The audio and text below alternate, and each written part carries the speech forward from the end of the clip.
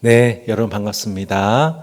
우리 수요 복음 맛집 내 위기는 레위기로 두 번째 시간입니다.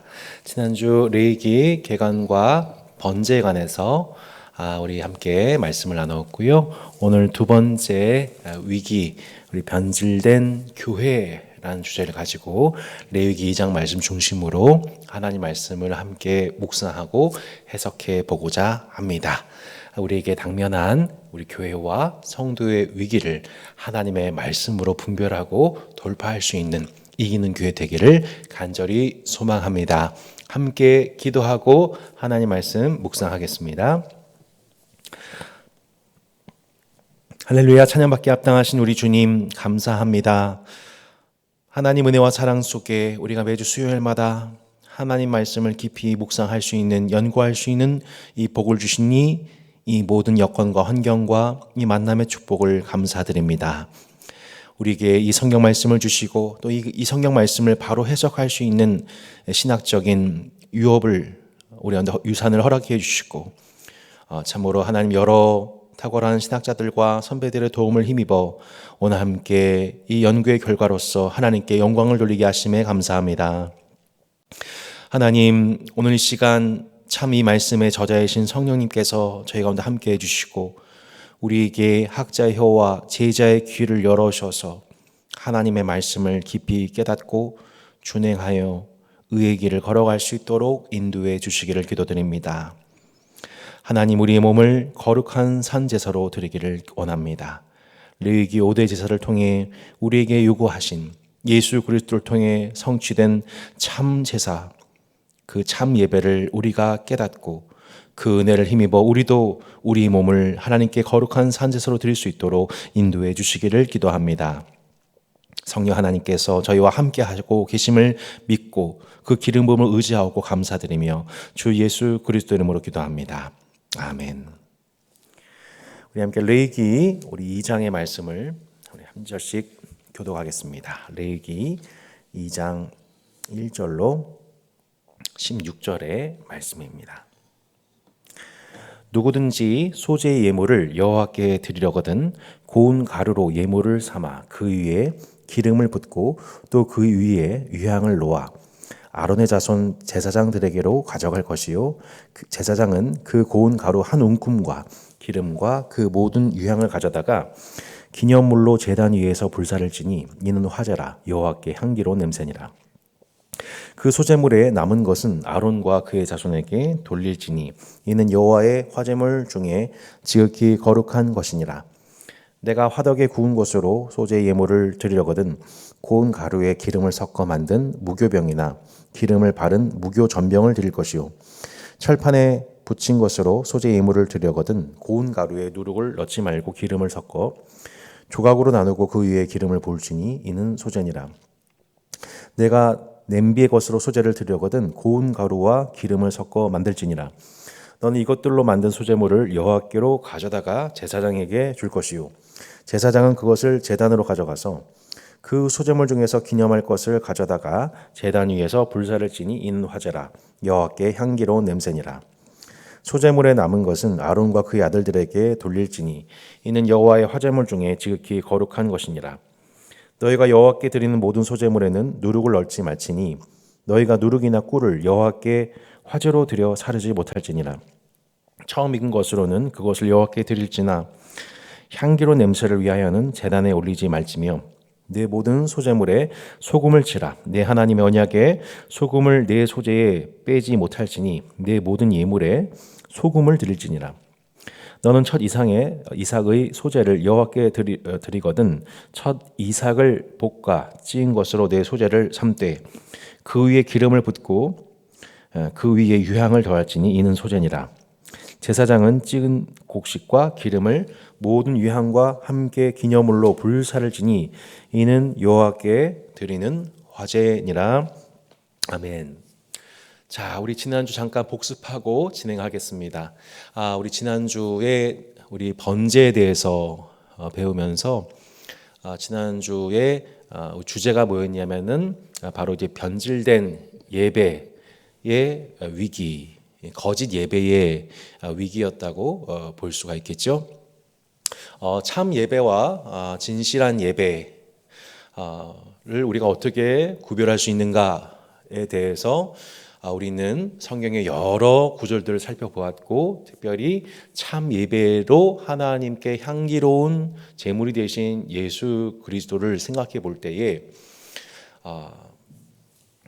죄 없는 자의 피 흘림으로 죄 있는 우리의 죄를 속죄해 주심으로 하나님과 화목하게 하신 그 번제가 되신 예수 그리스도야말로 참 하나님께서 받으실 만한 향기로운 제사였다는 것을 우리가 살펴보게 되었고, 그와 정반대의 예배, 거짓 예배가 있는데 그 거짓 예배는 핵심이 무엇입니까?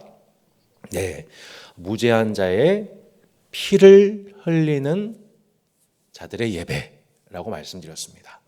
아무리 많은 제사를 드리고 아무리 많은 번제물을 드릴지라도 형제의 무죄한 자의 피를 흘리는 삶이 동반된 그 예배는 하나님이 결단코 향기롭다 받으신 예배가 아니지요. 그리하여서 우리가 이렇게 참 예배자인지, 우리가 거짓 예배에 드리고 있음에도 심취해 있는 것인지, 종교에 심취해 있는 것인지를 분별하는 시금석은 곧 결국 형제에 대한 희생 여부임을 우리가 살펴보았습니다. 예수님이 자신의 형제된 우리를 위해서 친히 피 흘리시고 희생당하심을 통해 하나님의 사랑을 나타내셨듯, 우리가 그렇게 형제를 말과 혀로만 사랑한 것이 아니라 행함과 진실함과 희생함으로 내 피를 흘려, 내가 손해보고 내가 피를 흘리고 내가 대신 대가 지불을 하고 내가 이해받으려 하기보다는 이해를 하고 사랑을 받으려 하기보다는 사랑하고 상대방의 어떤 반응으로서 대하는 것이 아니라 주님이 나를 대하시는 그 사랑을 힘입어 형제를 섬기기로 결단함으로 사랑하는 것, 이것이 결국 우리가 형제를 위해서 피 흘리는 참 번제라는 것을 우리는 살펴보게 된 것입니다. 오늘은 그렇게 첫 번째 번제의 의미를 살펴보았고, 오늘은 두 번째로 오늘 소제에 대해서 함께 살펴보기 원합니다. 레위기 1장에 비해서 전체의 내용이 많지는 않지만 이 소제에 담겨져 있는 예배의 의미는 너무나도 소중합니다. 특별히 오늘날 이 교회도 성경에서는 늘 참 교회가 있고 거짓된 교회가 있다라고 예수님은 분명히 말씀하셨죠. 또한 교회는 얼마든지 참 교회라 할지라도 이 변질될 수 있다는 것, 부패할 수 있다는 것을 우리는 교회사 속에서 너무나도 많이 보았고, 또한 지금 현대 21세기 한국 교회 또한 이러한 변질의 양상, 부패의 양상이 심각하게 나타나고 있음을 우리가 내외적으로 살펴보고 있는 이 정황 속에서 오늘 우리가 두 번째 위기, 변질된 교회라는 주제를 가지고 레위기 2장 소제를 통해 참 교회의 생명이 무엇인지, 참으로 하나님 기뻐하시는 참 교회의 모습인지를 분별하는 것은 너무나도 중요하고 시적절하다 볼 수 있겠습니다. 오늘 방금 레위기 2장 1절로 16절의 말씀을 우리가 살펴봤습니다. 읽어보았습니다. 오늘 이 소제에 대해서 볼 텐데요. 강의안과 더불어 성경책을 우리 두 텍스트와 또한 우리 교환을 의지해서 하나님 말씀을 함께 깊이 생각해 보기 원합니다. 이 소제라고 하는 이 단어 히브리어로 민하, 제가 아는 지인 중에서도 이 민하라고 하는 참 예쁜 이름이죠. 우리 이름 가지신 분들이 많으신데요. 이 민하는 히브리어로 여러 가지 용례들이 있습니다. 대표적인 것들이 뭐냐면은 이제 솔로몬이 전성기 때에 그 하나님께서 그를 통해 나타나신 그 나라의 영광스러움이 너무 위대해서 주변 나라들이, 솔로몬이 시킨 것도 아닌데 주변 나라들이 조공을 바쳤지요. 그 조공이 바로 이 히브리어가 바로 민하에 해당됩니다. 또 하나의 그 사건이 기억이 나죠. 우리 창세기 우리 32장 말씀에 보면 그 야곱이 이 삼촌의 집에서 14년 동안 섬긴 후에 마침내 고향으로 돌아오게 되는 길이었습니다. 그 돌아오게 되는 길 중에 이 형에게 자신에 대해서 어떤 감정을 예전에 우리 형을에게 사기친 우리 일종의 범죄자 피의자 아닙니까? 이 야곱이에 대해서 형이 어떤 감정을 14년 동안 이 감정이 해결되는지 어떻게 됐는지 게다가 형이 자신의 군사들을 데리고 자신을 기다리고 있다고 하는 소식을 듣고서 야곱이 잔뜩 쫄아서 결국엔 이제 분이엘에서 이 하나님의 사자와 더불어서 씨름하고 결국에는 그 형과 극적 화해하게 되는 장면이 있지 않습니까? 근데 그 분이엘 사건 전에 있었던 일이 뭐냐면 민하, 형의 감정을 풀기 위해서 바친 제물, 이것을 민하의 소재라고 하는 단어가 여기서 민하라는 단어가 쓰인 것을 저희가 보게 되지요. 이 소재는 우리가 지난번에 공부했던 번제나 혹은 우리가 이제 배우게 될 속건제, 속죄제 등과는 다르게 곡식으로 드리는 제사입니다. 유일하게 곡식으로 드리는 제사가 바로 소제이죠. 창세기 4장에 보면은 가인이 그 소산물, 땅에서 난 소산물을 가지고 여호와께 예배드렸다. 이때도 바로 이제 이 민하라고 하는 단어가 쓰여지게 되는 것을 보게 됩니다. 그렇게 가인은 땅의 소산물로 예배를 드렸고 아벨은 양의 새끼를 예배를 드렸죠. 어떤 이는 이렇게 생각합니다. 하나님이 가인의 예배는 거절하시고 또 아벨의 예배는 받으신 이유는 아벨의 예배는 양의 첫 새끼, 곧 생명의 죽음, 피 흘림이 있었기 때문에 하나님이 예배를 받으셨다라고 매우 그럴싸하게 생각합니다. 반면 가인은 땅의 소산, 곡식으로 드렸기 때문에 하나님 받지 않으셨다. 정말 그렇네 라고 생각할 수 있겠지만 우리가 창출 레민신 전체 맥락에서 보면 특별히 오늘 레위기 2장의 맥락을 살펴보면 금방 그것이 아니라는 것을 알게 되죠. 하나님은 땅의 소사에서 난 이 곡식의 예배를 기쁘게 받으셨다는 것을 저희가 보게 됩니다. 그것이 무엇이든 우리가 무엇을 하든지 하나님을 위해서 주님을 위해서 섬긴 저희들의 모든 노동과 수고와 봉사와 희생은 하나님이 기쁘게 받으시는 예배요 제사임을 믿습니다.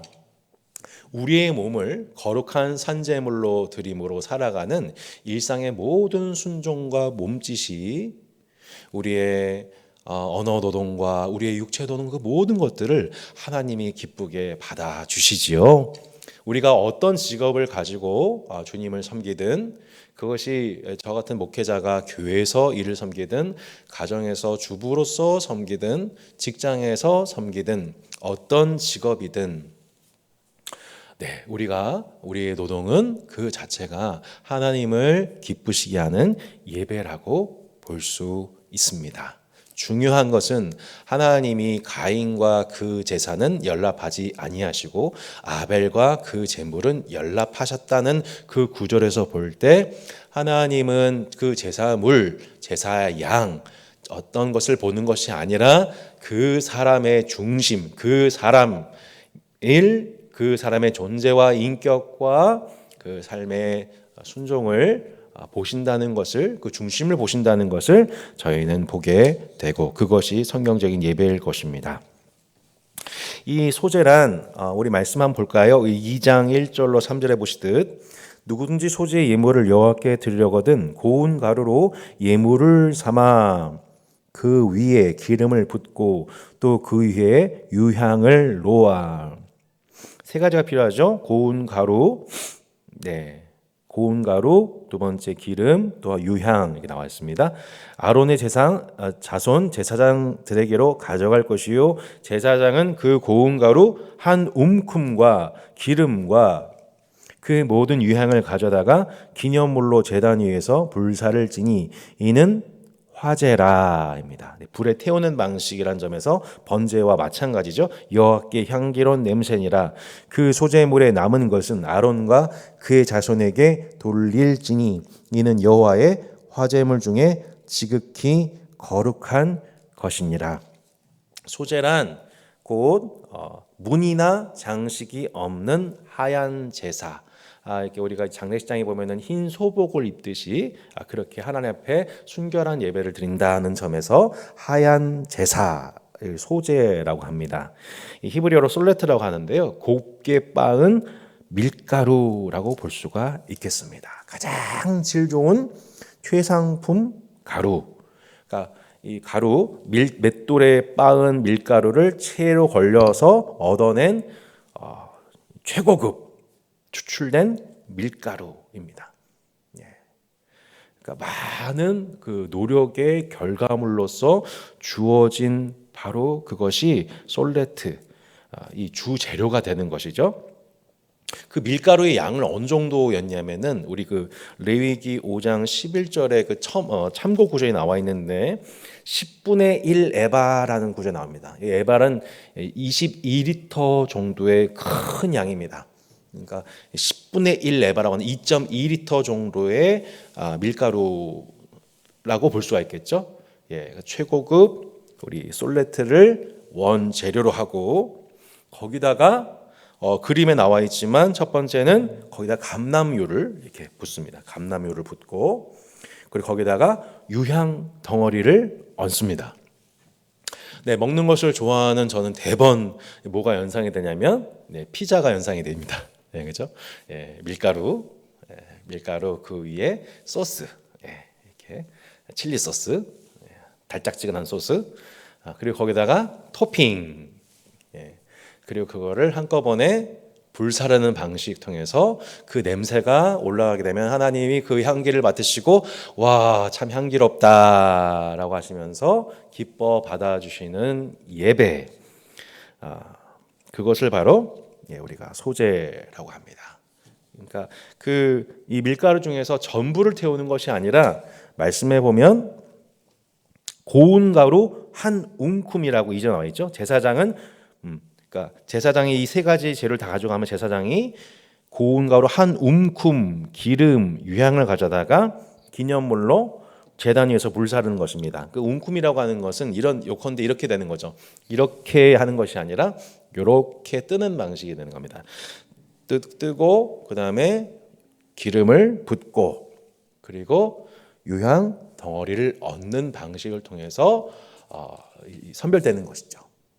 그렇게 되면은 결과적으로 밀가루 전체가 불태워지는 것이 아니라 일부가 전부를 표현되어서 드리게 되고 나머지 밀가루는 결국 이제 제사장의 것, 아론과 그 자손들의 것이 되어서 그들이 떡으로 먹게 되는 그 방식으로 드려지는 예배가 바로 소제라고 볼 수가 있습니다. 민수기에 보면은 우리 뒷장에 보시면 그 소제 절차 중에 6번에 보듯이 간통을 의심받는 배우자의 경우에도 제사장 앞에서 검증받기 위해서 보리의 소제물을 하나님께 들고 올라가게 함으로 이 문제를 하나님께서 해결하셨다. 곧 그 의심받았던 그 여인은 더 이상 그 의심의 대상이 아니다, 무죄하다 라고 하는 하나님의 죄사함 선언의 방식이 소제로 활용되었다는 것을 저희가 보게 돼요. 근데 흥미롭게도 오늘 이제 소제에 관한 내용들을 이렇게 살펴보게 되면은 이 밀가루 자체는 기본이지만 이 유향 자체는 이 가난한 사람들에게는 매우 부담이 될 수가 있지 않습니까? 그래서 하나님이 더 다른 방식으로 하나님께서 그들을 배려하셔서 그들이 이 소제의 특성을 살려서 그 소제의 핵심은 밀가루죠. 최고급 추출된 밀가루로서 고운 것, 순결한 것, 그리고 그 위에 기름을 붓고 기름은 보통 이제 성경에서 이제 성령을 상징하기도 하죠. 기름을 붓고 그 위에 토핑에 해당되어지는 유향을 얹어서 이 드리는 방식을 응용해서 총 3가지 방식으로도 괜찮다.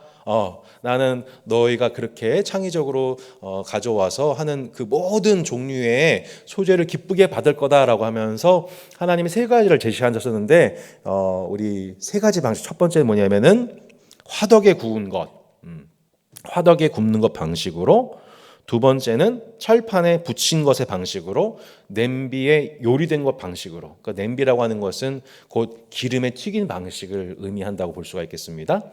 그렇게 가난한 사람들은 밀가루와 기름 중심으로 해서 그들이 직접 음식을 만들어서 하나님께 그것을 불태우게 되면 하나님이 받으시고 참 향기롭다, 흠향할 만하다, 내가 너의 예배를 받았다, 이렇게 기쁘게 받아주시는 것이죠. 그러니까 한국 음식에 치자면 하나님께서 이렇게 떡도 맛있게 드신 게 아니라 맡으셨죠. 떡도 좋아하시고, 그리고 부침개도 좋아하시고, 또 튀기는 것도 좋아하시고. 똑같은 음식인데 뭐 좀 적절한 비유인지 모르겠지만 하민이가 그 밀가루를 가지고 이렇게 떡을 해옵니다. 하율이가 그것을 가지고 부침개를 해옵니다. 하랑아 튀김을 해옵니다. 그 아버지로서 너무 행복할 것 같아요. 그 하나하나의 방식으로 이 소재를 다 기쁘게 받아주겠다라고 하나님께서 말씀을 하신 것이죠. 그 음식을 기쁘게, 맛있다, 아이고 자녀들아 너희들이 차려준 이 반찬 너무너무 맛있다, 기쁘게 받아주시는 것, 바로 소재라고 볼 수가 있겠습니다. 어렵지 않죠. 그런데 그 소재에는 소재의 예배를 드림에 있어서 정말로 중요한 부분이 뭐냐면, 소재에는 들어가서는 안 되는 재료가 있습니다. 들어가서는 안 되는 재료들이 있습니다. 그리고 반드시 들어가야만 하는 재료가 있습니다. 그 오늘 말씀을 한번 살펴볼까요?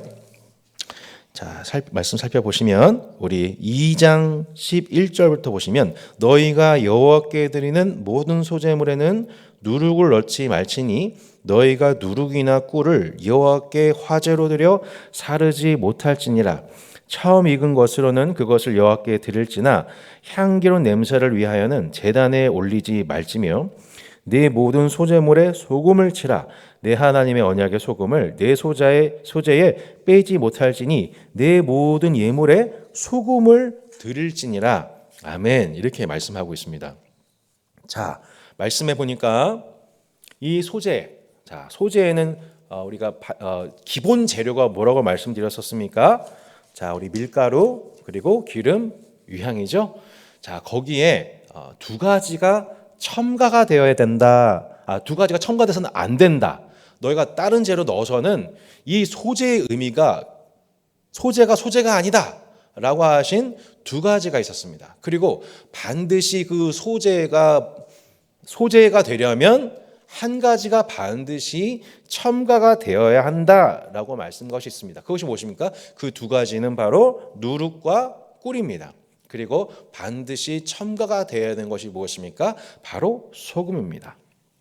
첫 번째, 이 누룩입니다. 누룩. 자, 우리 이 누룩에 대한 경계는 참 하나님께서 이 본래 이스라엘 백성들이 애굽에서 나올 때부터 경고하신 바입니다. 우리 강해 안에 보면 우리 출애굽기 12장 15절 말씀이 있는데 같이 한번 읽어볼까요? 너희는 이레 동안 무교병을 먹을지니 그 첫날에 누룩을 너희 집에서 제하라. 무릇 첫날부터 7째 날까지 유교병을 먹는 자. 유교병이라고 하는 것은 곧 누룩으로 부풀려진 그 빵을 의미하죠. 먹는 자는 이스라엘에서 끊어지라고 말씀하시면서 철저하게 무교병을 섭지하는 문화에 대해서 강조하시면서 이스라엘 교육하셨습니다.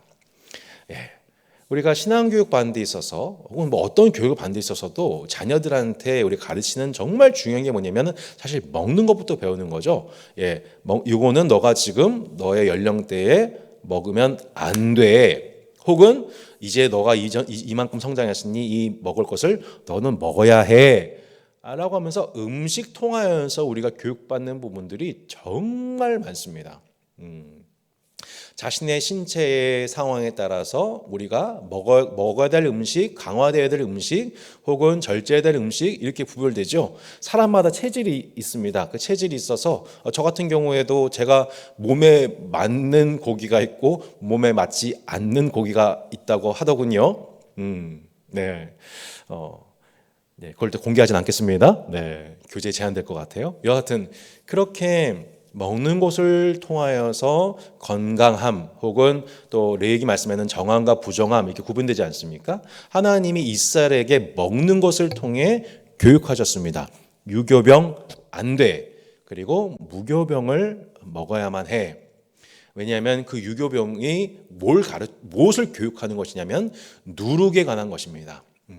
실체는 요만큼인데 이만큼 부풀리는 것. 예. 이게 바로 유교병을 통해서 과장, 거짓 이것을 경계하셨던 것이죠. 예. 하나님께서는 철저하게 이스라엘 백성들에게 말씀하셨을 때 이 음식 교육과 더불어 이들에게 뭘 경계하셨냐면 거짓, 소문, 붕설 이것을 믿고 따라가지 말아라.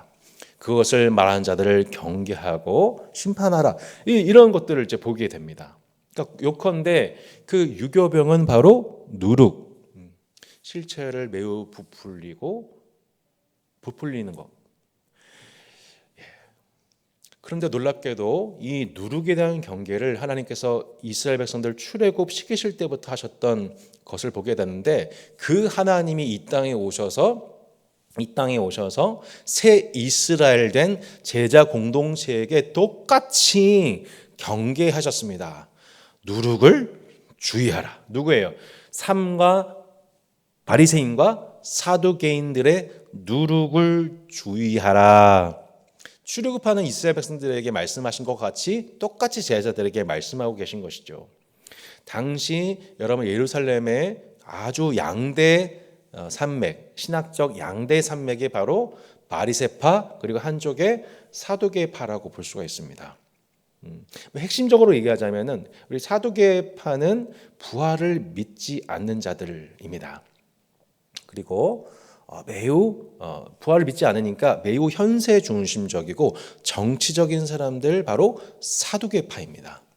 반면 바리새파들은 하나님의 말씀에 대한 열심이 매우 출중하고 또한 부활에 대한 신학이 분명하고 내세에 대한 소망이 있는 자들이라고 볼 수가 있겠습니다. 근데 양 그룹이 놀랍게도 신학적인 강조점은 달랐지만 그 양쪽이 똑같이 죄를 범하고 있는 가장 많은 죄를 범하고 있는 그 부분이 뭐였냐면 예수님이 말씀하시기를 누룩이라고 말씀하십니다. 누룩 무엇입니까? 실체는 요만큼인데 이것을 이만큼 과장하고 부풀려 얘기하는 것. 그래서 본질을 호도하는 것. 진리를 왜곡시키는 것. 사람들의 주목과 주의를 끌어당기는 그 모든 누룩에 대해서 말씀하고 계시죠. 이 대표적인 장면이 아마 누가복음 18장에 나와 있는 그 세리의 기도와 바리새인의 기도일 것입니다. 어느 날 성전에 올라와서 기도를 하는데 세리는 감히 그 성전에 가까이 나가지 못하고 멀리 서서 얼굴도 두지 못하고 울면서 나는 죄인입니다. 나는 당신 감당하지 못합니다. 나를 불쌍히 여겨주세요라고 기도를 합니다. 근데 반면 바리새인은 그 성전에 가까운 곳에 서서 따로 서서 하나님 앞에 막 기도를 합니다. 하나님 저는 간음도 토색도 불리도 행하지 아니하였고 11조도 드렸고 일회에 금식도 했고 나는 저기 있는 세리와 같이 죄인이 아닙니다. 그러면서 자신의 자신됨과 자신의 종교적 의, 자신의 구제와 기도와 금식 등을 행위를 자랑하고 있죠. 일종의 종교적 퍼포먼스를 하고 있습니다. 지금 그는 무엇을 부풀리고 있는 것입니까? 자기 자신이죠. 자신에 있는 내면은 실제 어떠할지 모르는데 그것을 엄청 부풀리고 과장시켜서 궁극적으로 그가 섬기는 하나님을 영화롭게 하고 하나님을 찬미하고 하나님을 높이는 것이 아니라 사실은 자신의 종교적 의, 종교적 명성을 높이 자랑하고 그것을 드러내고 있습니다. 그것이 바리새인들도 그랬고, 내세를 강조하는 바리새인들도 신학 자체는 건전할지 모르지만 결국 그 마음속에 있는 가장 깊은 곳의 중심은 누룩이었던 겁니다. 사두개인들도 마찬가지였다는 것이죠. 현세 중심적인 매우 정치적 선동에 능했던 회중들을 선동하는 데 능했던 이 사두개인들, 이들 또한 마찬가지였던 거죠. 이들 또한 마찬가지로 이 궁극적으로는 많은 회중들에게 인정을 얻고 종교적 명성을 얻기 위해서 자신을 부풀리는, 그리고 양쪽이 서로에 대해서 공격하는 일에는 부풀리고 상대방의 연약한 부분에 대해서는, 잘못한 일에 대해서는 막 부풀려서 상대방을 비난하고 정죄하고 호도하고, 그래서 자신의 정당, 자신의 파가 더 많이 종교적 명성을 얻고 대중적 지지를 얻도록 하는 데에서 바로 이 위선의 죄, 이 누룩의 죄에서 벗어나지 못했다는 것을 저희가 참 보게 됩니다. 근데 왜 누룩을 경계해야 됩니까? 그러한 이 양쪽에 있는 정당들의 모습 안에서 양쪽의 이 종교적 집단이 그렇게 다 누룩으로서 행하고 있는 모습을 누가 보게 됩니까? 그것을 똑같이 그 백성들과 그 다음 세대들이 보게 되겠죠. 그러면 그것을 보고서 저것이 경건이구나. 저렇게 기도하고 구제하고 금식하고 그것을 사람들한테 널리 알리고 인정받고 칭찬받고 저 사람은 참 종교적으로 참 대단한 사람이다. 하나님께 참 열심히 있는 사람이구나. 저 사람은 참 위대한 랍비구나 라고 하면서 실체는 요만큼인데 그것을 엄청 부풀려 얘기하는 그 모습 자체가 사람들에게 각인되게 되고, 그 종교적 연기를 보고서 영향받은 회중들은 그것을 흉내내기 시작하겠죠. 그것을 흉내내기 시작하는 것입니다. 그것이 어른이나 어린아이나. 참 경건의 본질, 곧 세속에 물들지 않냐고 고아 과부를 돌아보는 것, 이게 참 경건 아닙니까? 그런데 놀랍게도 이들은 그렇게 자신의 의를 드러내는 것을, 사람들에게 칭찬받기 위해서 노력하는 것, 그리고 그런 자신의 위선을 포장하는 것, 그것에 능숙해지고 더 연기력이 뛰어나지는 것, 더 연기를 잘하는 것, 그것을 잘하는 사람들에 의해서 계속 위선자, 곧 연기자들, 위선이란 그 연기하다라는 의미가 있죠. 연기자들이 많아지게 되고 그 연기한 자들에 의해서 또 다른 연기자들이 많아지게 되니 여러분, 한 사회가 다 온통 다 연기하는 자들로 예루살렘 전체가 변화하게 되는 겁니다. 곧 예루살렘 종교가 이 이스라엘 전체를 누룩이 온 덩이에 퍼뜨리게 되듯이 그 종교가 한 사회를, 한 문화를 타락시키게 되는 그 원흉이 되고 있다는 것을 결국 보게 됩니다. 결국 예루살렘은 망하지 않습니까? 예수님은 그렇게 한 시대와 도시와 종교에 대해서 엄밀하게 진단하셨습니다. 바리새인과 사두개인들의 누룩을 주의하라. 오늘 레위기 말씀에서 그 순전한 그 고운 가루에 해당되는 그 소재의 예배 가운데 너희들이 넣어서는 안 되는 것인데 그것이 바로 누룩이다 라고 말씀하신 것이 이제 우리가 이해가 되는 것이죠. 그렇구나. 아무리 우리가 고운 가루를 준비하고 거기에 유향과 기름이 있어도 이 누룩이 들어오는 그 순간 누룩이 온 덩이에 퍼지게 되듯이 우리가 하나님 향해 열성적으로 우리 일상을 살아가고 삶의 예배를 드린다 할지라도 순종했다 할지라도 순간 바리새인과 사두개인들의 누룩이 우리 안에 들어오는 순간 여러분 우리 예배는 퍼포먼스가 되는 겁니다. 쇼가 되는 겁니다. 연기가 되는 겁니다. 그리고 자기도 모르는 순간에 그 영역이 점점 넓어지게 되는 것입니다. 그래서 교회에서의 연기력은 날로 출중하고 그 교회와는 별개로 교회에서의 모습과는 별개로 위선적인 실제로는 그 마음속에 온갖 악의와 살인과 간음과 토색함이 가득한 그 위선자로서 기득권을 얻으면 얻을수록 더 많은 지위와 영향을 얻으면 얻을수록 더 악영향을 끼치는 그리스도인이 될 수 있다는 것을 우리는 보게 되는 겁니다. 이것이 얼마나 엄중한 일입니까?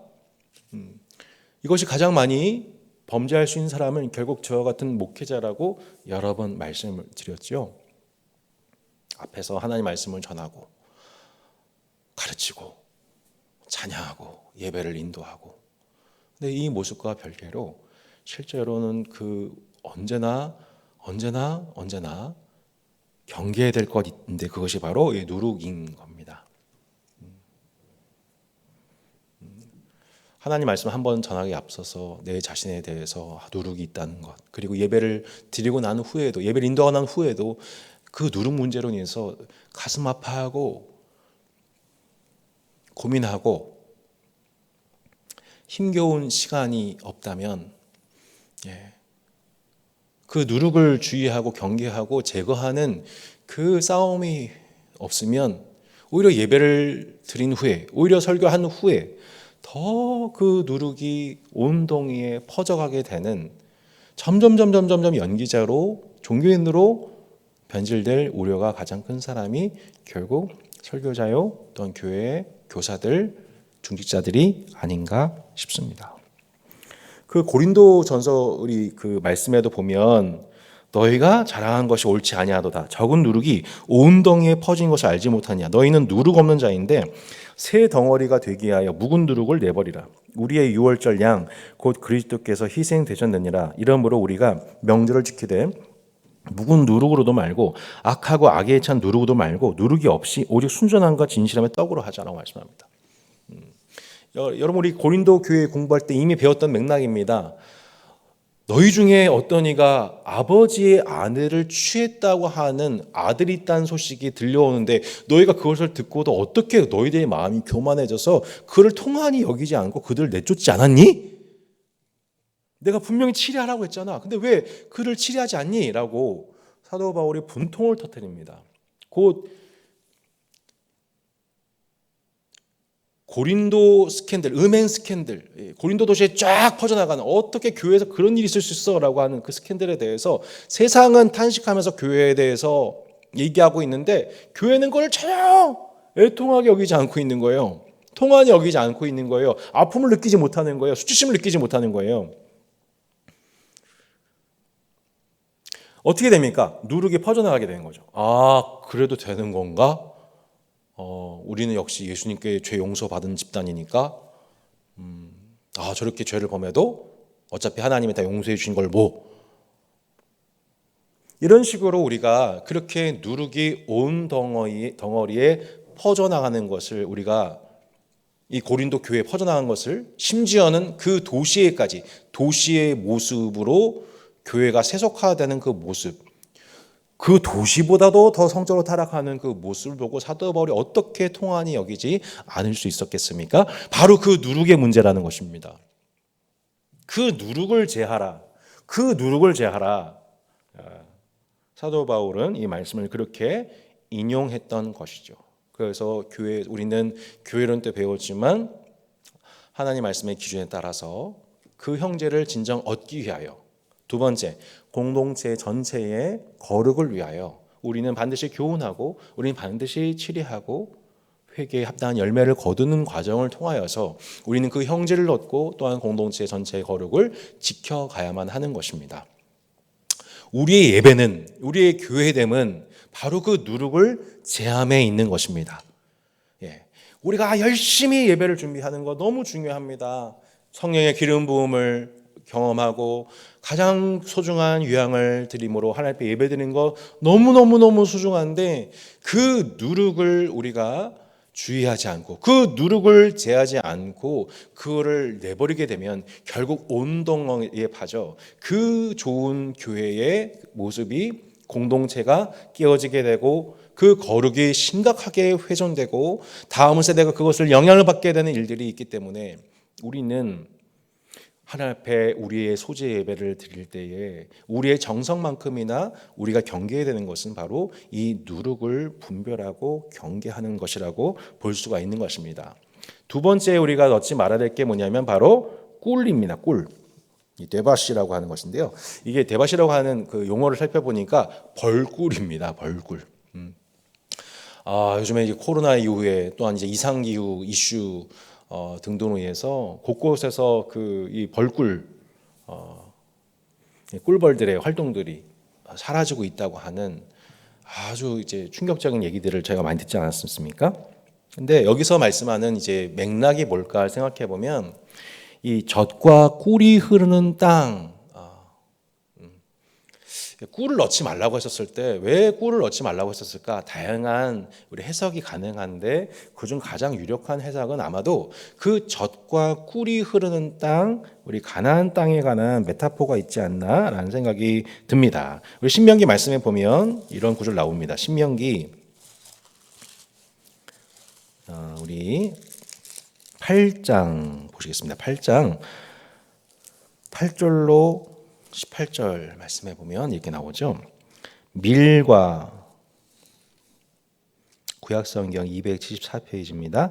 밀과 보리의 소산지요, 포도와 무화과와 석류와 감람나무와 꿀의 소산지라, 이렇게 나와 있죠. 꿀의 소산지 어디입니까? 바로 가나안 땅입니다. 내가 먹을 것에 모자람 없고 내게 아무 부족함이 없는 땅이며 그 땅의 돌은 철이요 산에서는 동을 캘 것이라. 내가 먹어서 배부르고 내 하나님 여호와께서 옥토를 내게 주셨음을 말미암아 그를 찬송하리라. 내가 오늘 내게 명하는 여호와의 명령과 법도와 규례를 지키지 아니하고 내 하나님 여호와를 잊어버리지 않도록 삼갈지어다. 내가 먹어서 배부르고 아름다운 집을 짓고 거주하게 되며 또 내 소와 양이 번성하며 내 은금이 증식되며 내 소유가 다 풍부하게 될 때 내 마음 교만하여 내 하나님 여호와를 잊어버릴까 염려하노라 라고 말씀하고 있죠. 17절 그러나 내가 마음에 이르기를 내 능력과 내 손의 힘으로 내가 이 재물을 얻었다 말할 것이라. 내 하나님 여호와를 기억하라. 그가 내게 재물 얻을 능력을 주셨습니다. 이렇게 말씀하고 있습니다. 꿀은 무엇입니까? 꿀은 분명 그 토지의 소산입니다. 근데 그 꿀을 얻는 우리는 놀랍게도 부패하기 쉽습니다. 자신의 능력으로. 예전엔 그렇게 하나님께 기도하면서 갈급함으로 가난함으로 기도하여서 주어진 축복들에 대해서 시간이 지나면은 그 은택들을 당연하게 여깁니다. 참 사람은 참 놀랍습니다. 그렇게 겸손한 마음으로 은혜를 갈구하며 은혜를 누리게 될 때 감사했던 마음은 언제고, 시간이 흐르게 되면은 자신이 받고 있고 누리고 있는 모든 것들에 대해서 당연하게 여기기 시작하죠. 그 꿀은 여러 가지 의미가 있겠지만 곧 물질로 인한 안주라고 볼 수 있을 것 같습니다. 가나안 땅에 들어가기 전까지는 광야에서 이스라엘 백성들이 하나님께서 만나와 메추기로 먹이지 아니하시면 생존할 수가 없었습니다. 근데 가나안 땅에 들어가게 되면은 그 환경 자체가 하나님 주신 축복인데 그 환경 속에서 계속해서 그들은 모든 것들을 배부르게 먹을 수 있는 환경이 주어져 있습니다. 근데 살다 보니 그게 당연해지게 되는 거죠.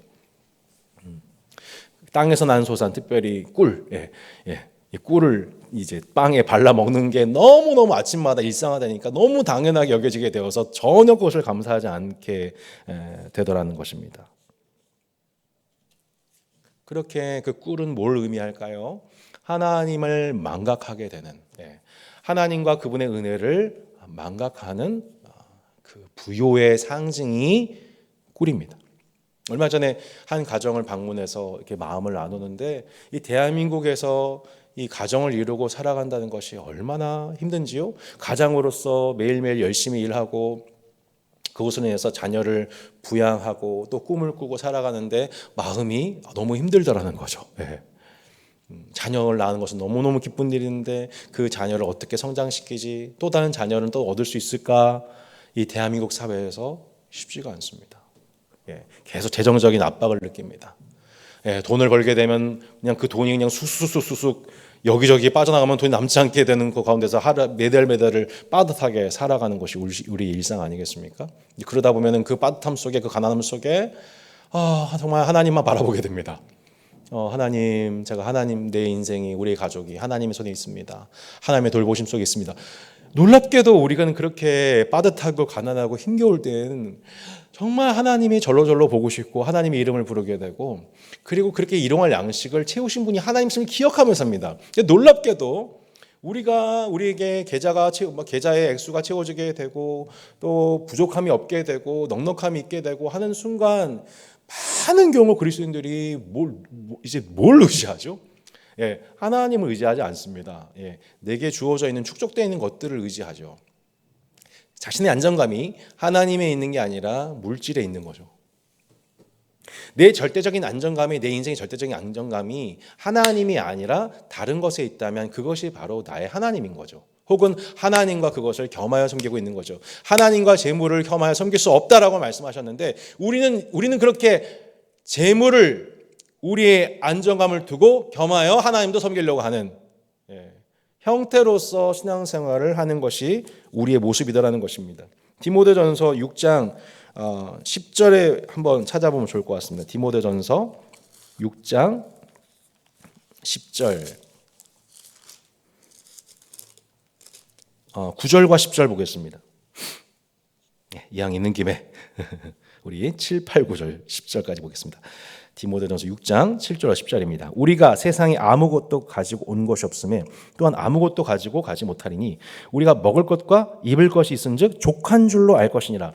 부하려 하는 자들은 시험과 올무와 여러 가지 어리석고 해로운 욕심에 떨어지나니 그 사람으로 파멸과 멸망에 빠지게 하는 것이라. 돈을 사랑함이 일만하게 뿌리가 되나니 이것을 탐하는 자들은 미혹을 받아 믿음에서 떠나 많은 근심으로써 자기를 찔렀도다 말씀하고 있죠.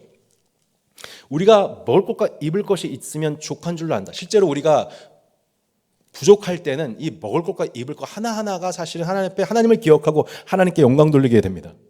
그런데 우리가 자꾸 부하려 하다 보면, 마음을 물질에 쏟고 살아가다 보면은 그 마음 중심이 내 의지하는 대상이 하나님이 아니라 물질 자체가 되어버리기 때문에, 하나님이신 가나안이 하나님이 되어버리기 때문에, 하나님이 선물하신, 하나님이 입성하게 하신 것이 가나안인데 그 하나님께 감사하는 게 아니라 가나안을 하나님으로 여기게 되는 그 순간, 결국 이스라엘은 우상 숭배의 죄를 범하게 되고 하나님과 바알을 겸하여 섬기게 되고, 그 결과 그들은 그 땅에서 탐욕하여 그들에게 찾아오는 형제와 이웃들, 나그네들을 보살피지 않습니다. 왜냐하면 그 마음 중심이 하나님께 있는 게 아니라 하나님 말씀을, 율법을 지키는데, 내 이웃을 내 몸처럼 사랑하는 율법을 지키는데 마음 두고 있는 것이 아니라 내 자신의 탐심을 섬기고 있기 때문에 그들에게 찾아오는 이웃들을 내 몸처럼 사랑하지 않습니다. 형제의 공공함을 보고도 피합니다. 나그네들을 환대하지 않습니다. 왜냐하면 그 마음 중심이 자신의 안주와 탐욕에 매여 있기 때문에. 그것이 바로 꿀입니다. 우리가 하나님 앞에 드리는 예배 가운데서 두 가지, 바로 이 누룩과 꿀을 절대 넣어서는 안 된다. 이것은 하나님이 받으시고 향기롭다고 받으실 만한 제사가 안 된다. 그것은 부패된, 하나님이 그 냄새를 맡으시고 역하다, 구역질이 난다, 나는 이 예배를 받지 않았다, 받을 수 없다, 그 두 가지 들어가서는 안 되는 첨가물이 바로 누룩과 꿀이었던 것입니다. 이와 반대로 반드시 그 소재 세 가지 필수 요소인 바로 흰 곡식과 빻은 곡식과 흰 가루와 그 다음에 기름과 유향과 더불어서 하나 꼭 넣어야 되는 게 있다라고 말씀하십니다. 그게 뭐예요? 바로 소금입니다. 다시 레위기 2장 13절 말씀 돌아가서 살펴보면 2장 13절에 내 모든 소재물에 소금을 치라. 내 하나님의 언약에 소금을 내 소재에 빼지 못할지니 내 모든 예물에 소금을 드릴지니라. 소금을 치라. 소금을 빼서는 안 된다. 소금을 드려라. 그리고 그 소금은 언약의 소금이다 라고 말씀하고 있습니다.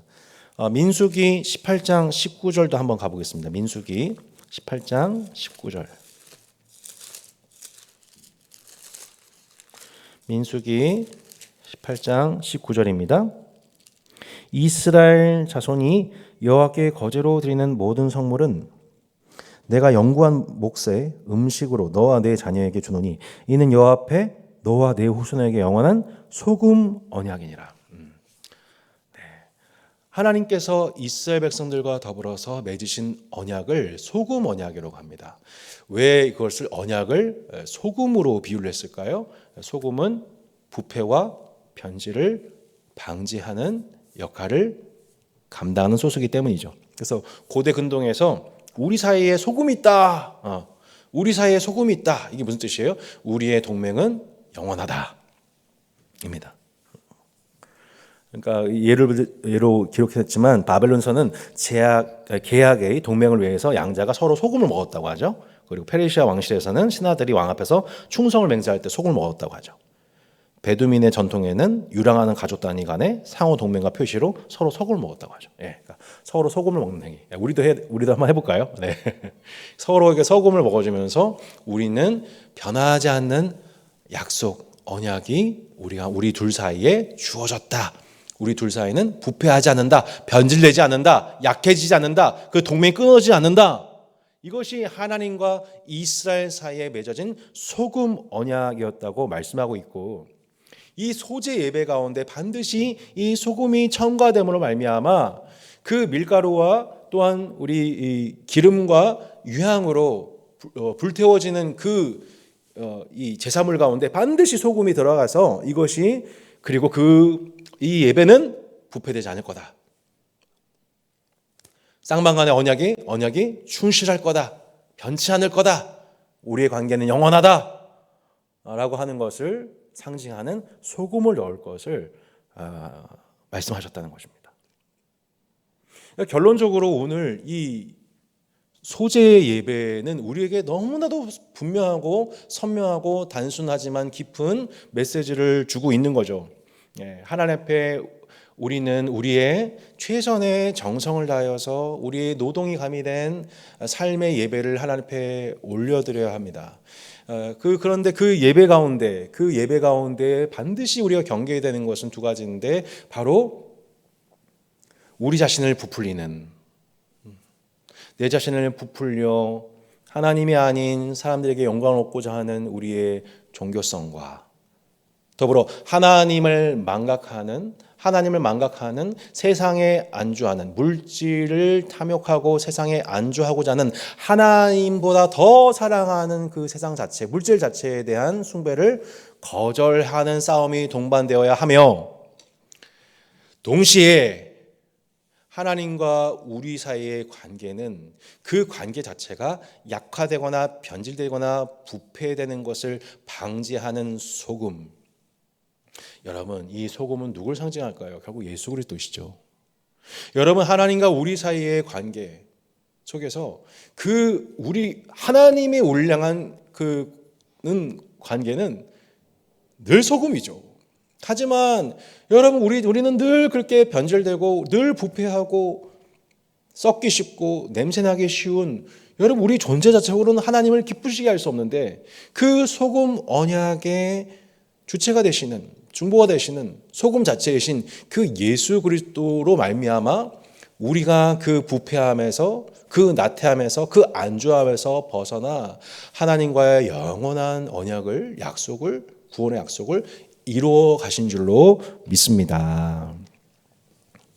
우리 마지막으로 살펴볼 부분이 바로 이 우리 교회과 관련해서 이 소재가 변질되었을 때 나타나는 현상들을 조금만 더 살펴보겠습니다. 우리 이 소재는 이스라엘이 항상 오전에 한 번, 그리고 저녁에 한 번 전통적으로 예배를 이렇게 드려왔습니다. 이 열왕기상과 열왕기하에 보면은 엘리야 때, 그리고 엘리사 때, 특별히 열왕기상 18장에 보면은 엘리야가 850명의 바알 선자와 싸우는 갈멜살 전투 중에 처음 오전에부터 예배가, 소재 예배가 시작되고 또한 쭉 시간이 흐른 뒤에 맨 마지막에 저녁 6시, 보통 오전 9시에 1차 소재 예배를 이스라엘에 드렸고, 그리고 저녁 번제를 저녁 6시경에 이렇게 드렸었거든요. 이 기간 동안 바알과 아세라 선자와 영적 전투하면서 그 거짓 선자들이 계속 바알의 이름을 연신 부르면서 응답해달라고 하지만 바알은 어디 있는 건지 아무런 응답이 없죠. 근데 딱 그 소재 시간 6시 누가 등장합니까? 엘리야죠. 엘리야가 등장하여서 그 소재 드릴 때에 엘리야가 이렇게 기도합니다. 하나님이 우리의 이스라엘의 하나님이신 것과 내가 당신의 종인 것과 하나님 당신께서는 이 이스라엘 전체를 돌이키기 원하신 것을 이스라엘로 알게 해주세요라고 소제를 드립니다. 엘리야 기도 자체가 진짜 소제였던 것입니다. 850명의 바알 선자들도 이스라엘의 전통인 소제를 가지고 하나님을 예배했습니다. 하나님을 예배한 것이 아니라 하나님과 겸하여 물질 곧 바알을 섬기며 예배했습니다. 하지만 하나님은 그들에게 응답하지 않으셨죠. 그들이 예배를 거절하셨습니다. 그런데 그들이 아무리 많은 제물을 드렸고 그들이 거의 9시간, 10시간에 걸친 긴 예배, 동성기도, 뜨거운 찬양, 하나님은 그 예배 안 받으셨습니다. 고운 가루, 기름, 유향. 하지만 그들의 예배는 무엇이 첨가되어 있었습니까? 바로 누룩과 꿀이 첨가된 예배, 변질된 예배였던 겁니다. 하지만 저녁 6시 되는 그 순간 엘리야는 자신의 삶을 기도에 담아 기도했을 때 하나님이 바로 그 엘리야에게 응답하셔서 불로 모든 제물을 태우셨죠. 이 엘리야가 진짜 하나님의 사람인 것, 참된 예배자이며 참된 교회인 것을 하나님이 그 즉시 나타내신 것입니다. 요컨대 엘리야는 참 소재의 사람이었던 것입니다. 그 삶 자체가 고운 가루였으며 성령의 기름 부음이 함께한 자였으며 누룩을 제한 자였으며 꿀을 거부한 자였습니다. 그리고 소금 언약으로 말미암아 그 언약이 부패하지 않고 변질되지 않고 이스라엘과 함께 맺으신 하나님의 언약을 갱신하는 대표자, 장차 오실 예수 그리스도를 예표하는 자가 바로 엘리야였던 것입니다. 그 엘리야의 예배, 참 소재의 예배를 드리신 그 예수 그리스도로 말미암아 하나님과 재물을 겸하여 섬기는 우리의 모든 우상 숭배의 죄에서 벗어나 우리가 참으로 섬길 분은 오직 여호와 하나님 한 분뿐이심을 우리 하나님은 예수 그리스도를 통해 우리의 마음을 전심으로 돌이키게 하시는 분이십니다. 그것이 바로 참 소재인 것입니다. 그 참 소재의 예배를 드리신 그 예수 그리스도, 정결한 가루이시며 성령을 받으신 분이시며 유황처럼 소중한 분이시고 또한 그 누룩을 경계하시고 많은 사람들이 자기를 찾아올 때 그들을 경계하시며 그리스도 되심을 드러내지 않으셨지요. 사람들의 많은 인파와 환호성과 칭찬에 대하여 반응하지 않으셨죠. 세상적인 인기와 물질에 대한 탐욕에 그 마음이 노출되고 변질되지 않으셨죠. 돌을 떡덩이가 되게 해봐라. 성전에서 한번 뛰어내려봐라. 사람들이 너 열광할 거다. 라고 하는 그 모든 세상의 허영과 탐심의 유혹에 대해서 예수님은 말씀을 통해 물리심으로 참 소재의 예배로 하나님께 영광이 되셨지요. 우리의 삶이 그 소재의 예배로 하나님께 드려지도록 주님은 우리를 위해 지금도 기도하고 말씀을 통해 새롭게 하고 계십니다. 참 소재의 회복은 또한 소금의 회복에서 나옵니다. 놀랍게도 신약 성경에서 이 말씀을, 이 소재에 관한 말씀을 신약 기자들은 이렇게 활용하고 있는 것을 보게 됩니다.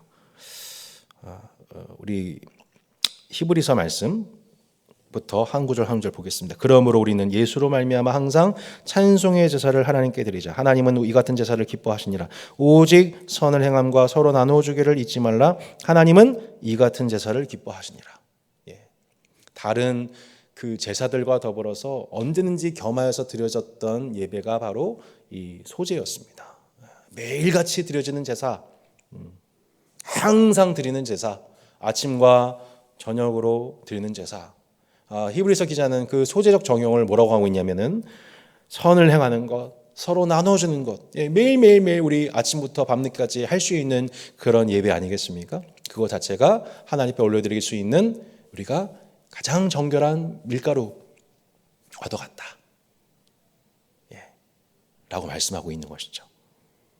두 번째 말씀입니다. 사람마다 불로써 소금치듯 함을 받으리라. 소금은 좋은 것이로되 만일 소금이 그 맛을 잃으면 무엇으로 이를 짜게 하리요? 너희 속에 소금을 두고 서로 화목하라. 아멘.